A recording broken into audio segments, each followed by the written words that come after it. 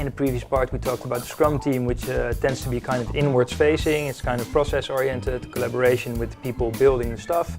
But obviously the people building the stuff are just one part of the very important equation of your product owner duties.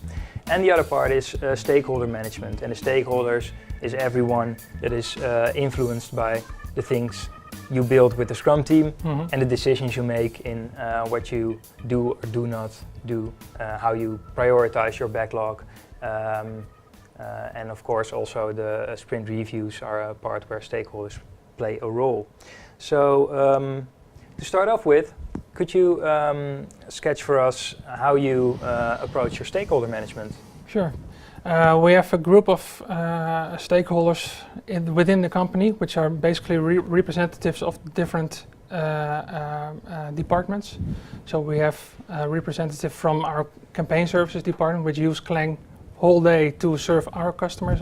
So they have a big, they're an important stakeholder because not only can we learn a lot from them, but making things easier for them has a direct impact on how much work they can do for our customers.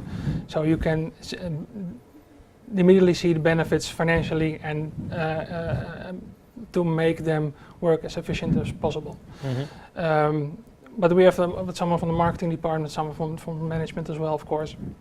And we get together bi-weekly for about an hour and talk about recent developments and more importantly what's next. So set the roadmap for the next couple of months. We tend not to look too much forward because in the future because technology as a whole, but marketing specifically evolves very quickly, so you have to adjust your direction accordingly. So if there's an opportunity in the market, we can jump right in, go develop something and make our customers happy.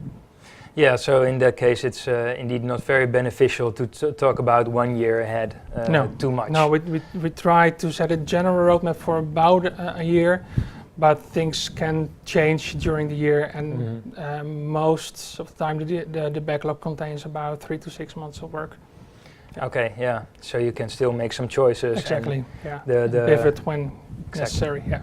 Yeah, well, that's a very important point to make in relation to stakeholder management, of course, that if your market is pretty volatile, changing all the time, then it's best not to make too big plans. In stakeholder management, you talked a bit about most of your internal stakeholders and how you approach this, how this relates to the roadmap. Can you also talk a bit about how you work with external stakeholders? Yeah, sure. We have a lot of customers that use our software pretty intensely, so I can learn a lot from them. What we have done, what we already do for several years, or basically since the beginning of eVillage, is organize events for our customers to come to our place, see what we look like, see how we work.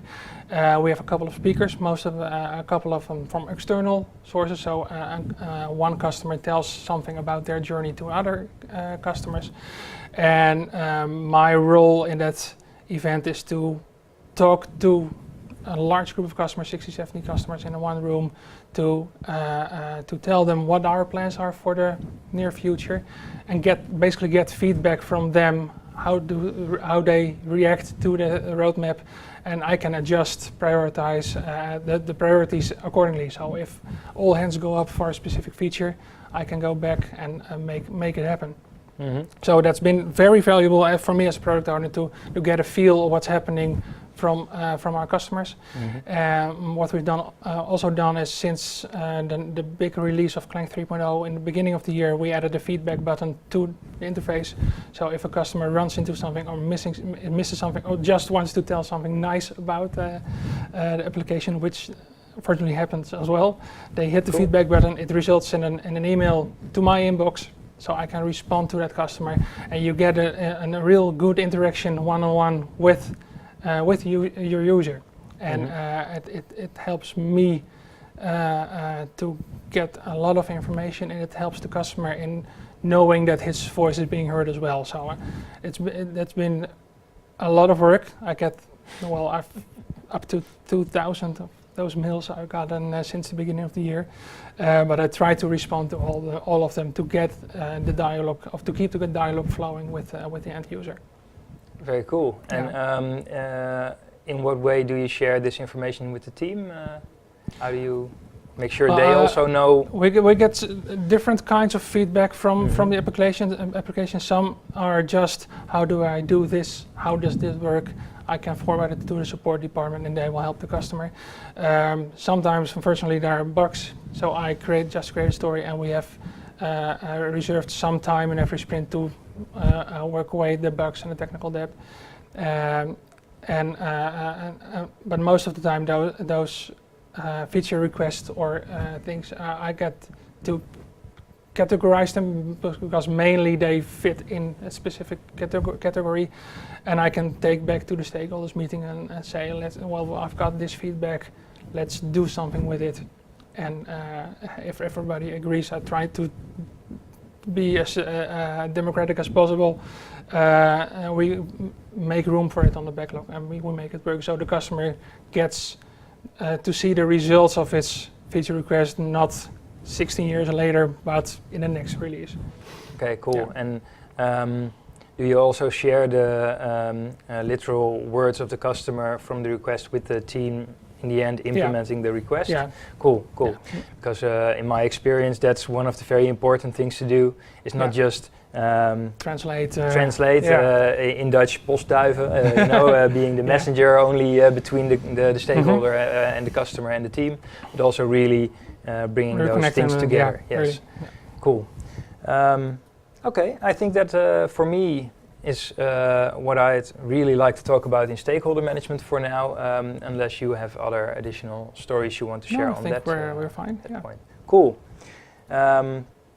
So then this concludes our part about stakeholder management. Obviously, if you have questions specifically about this part or about the Scrum team we discussed in the second part, feel free to reach out at a later point. You can reach out to Stephan via his email details in the notes, or to me on Twitter. We will discuss the handles in the fifth part. But please do ask us questions or challenge us if you like.